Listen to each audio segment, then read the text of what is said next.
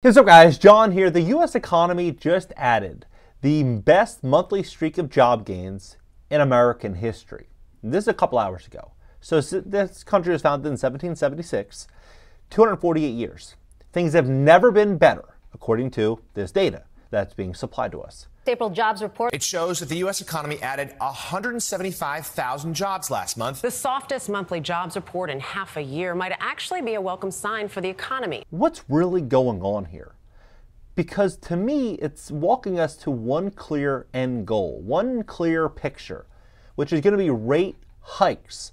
Jerome Powell came out 5 days ago, Wall Street Journal, saying a meaningful increase in unemployment would be needed for a rate cut.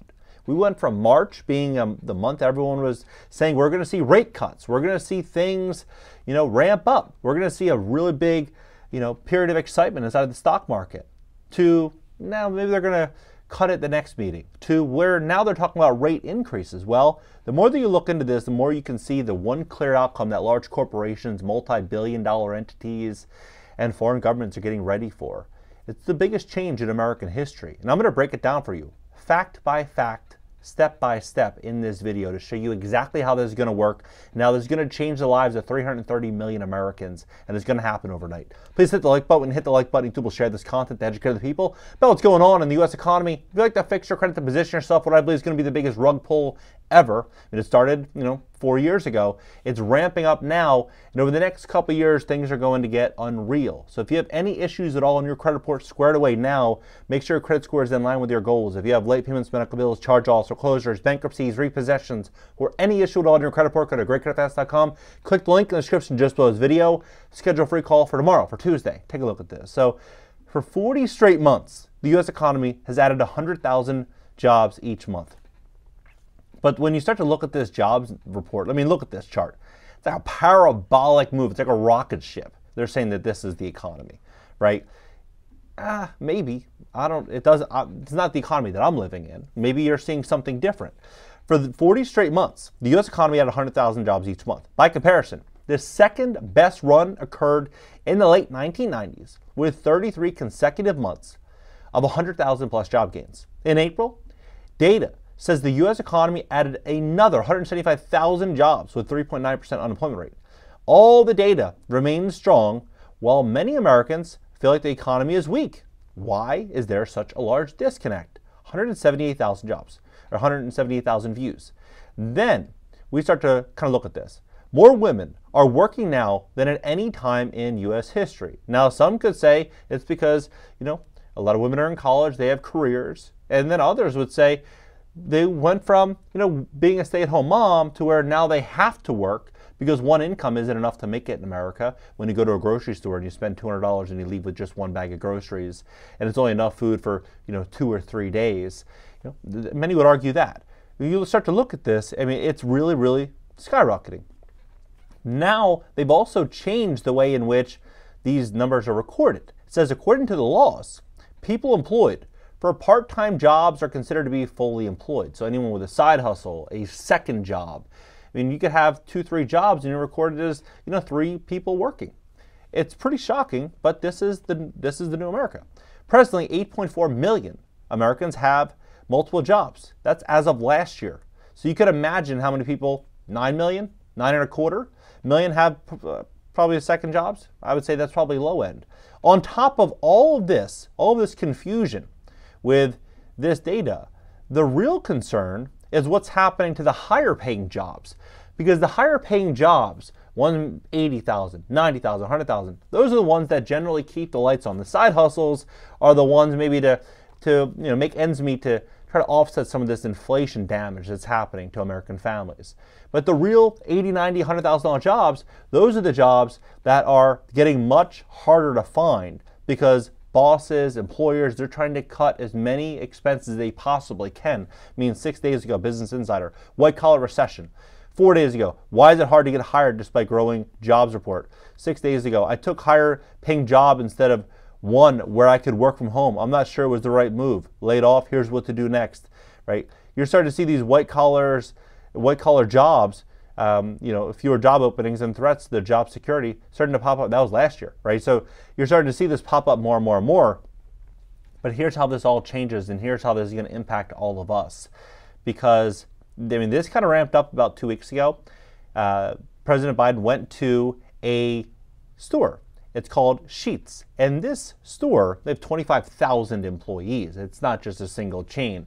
You see them probably on the turnpike as you're driving cross country or driving somewhere far. You know, it's one of those rest stops. Now, these employers, they're requiring all their candidates that are seeking employment to pass a criminal background check. And one of the checks, they say, disproportionately impacts people of different backgrounds and multiracial job seekers, and also people from different countries that can't pass a background check. Maybe don't have a social security number. And so when you start to see this, you can see where the labor market's really going. It's being split. Before it was American jobs working for American companies. Now what's happening is you're seeing millions of new people that are coming here seeking employment. They need to work, right? They need to make money. They came here for a better life. They're not just going to sit, and not all of them are just going to sit. A lot of them want to work, right? And so they say that these workers are helping boost the U.S. labor market. Well, could it be that they're factoring in 200 million plus people over the age of 18. So you have about 205 million Americans over the age of 18. Are they factoring this in, or are they not taking into consideration all the millions of new people that are also now working on top of the side hustles, on top of women working second jobs, all these new variables that are now impacting these numbers, or they should be? Because when you start to pay attention to this, you can see one thing very, very clearly. It's where this is all going.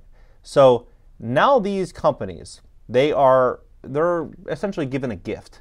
And this gift is this WOTC tax credit, which is a $9,600 write-off for every single employee from a different country that comes here. So let's just say, for example, you work at a company and you're making $50,000 a year. So you're making, we'll call it $4,000 a month, $4,800 a year. Let's just say that's what you're making. Well, if someone were to come here with a similar set of skills, they might not have student loan debt. They might not have credit card debt and auto loan debt. They don't have any expenses, any set monthly commitments that they have to hit to make good on their bills. So they might be able to work for maybe $35,000 a year. Maybe they could work for $3,000 a month, $36,000 a year, right?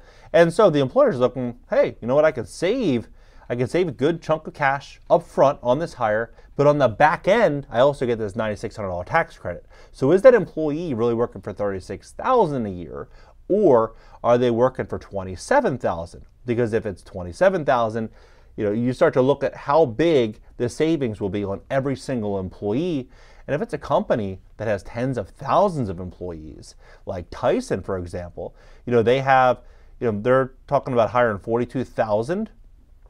Do the numbers on 42,000 and look at those savings. It's in the billions. Like, I can imagine it's going to be in the billions, and it's going to completely change the entire fundamentals of their business. So what we're starting to see here is a major shift away from a lot of American jobs in a pretty sizable amount. A lot of these companies are hopping on this train, right? They're all hopping on this train.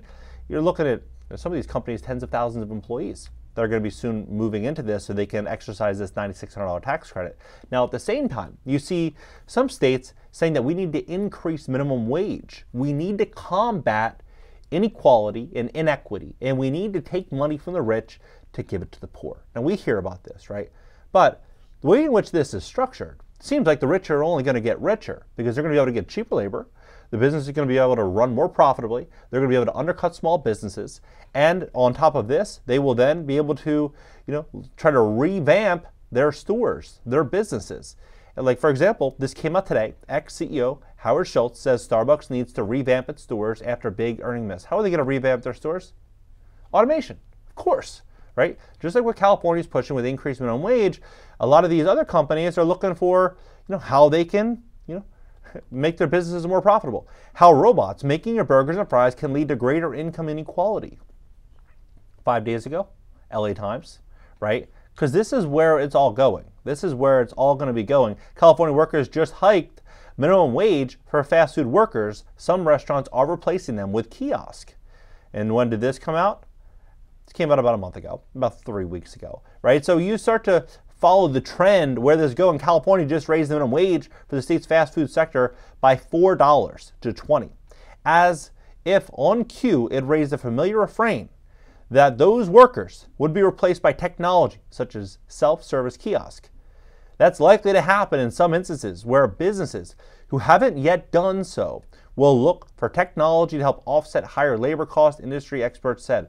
And they don't have to worry about legal costs, employees suing the employer, employees slipping and falling, getting sick, any employment dispute. They don't have to worry about any of that. Any new requirements to increase their wages. For example, in California, they have set wage increases going into effect from now until 2027. Every single year, it's going to get more expensive for their employer. So you can follow the trends, and I mean, the writing's right on the wall that Americans are going to have a harder time getting higher paying jobs. At least a lot of them are going to have a harder time getting a higher paying job. Automation and job outsourcing, both overseas and bringing in talent to fill these roles. It's going to change everything that we know, I believe, about the U.S. economy and the U.S. labor market. What do you think about this entire situation? What do you think about this image here? I mean, look at that. It's unreal. It's almost unbelievable. Let's have a conversation about this in the comment section below. And if you'd like to fix your credit to position yourself for funding, maybe to invest in distressed real estate or get a business loan, buy a business, you have ambitious goals, we'd love to help fix your credit. If you have late payments, medical bills, charge-offs, foreclosures, bankruptcies, repossessions, or any issue at all in your credit report, go to GreatCreditFast.com, click the link in the description just below this video, schedule a free call for tomorrow, for Tuesday, and I'll catch you next video.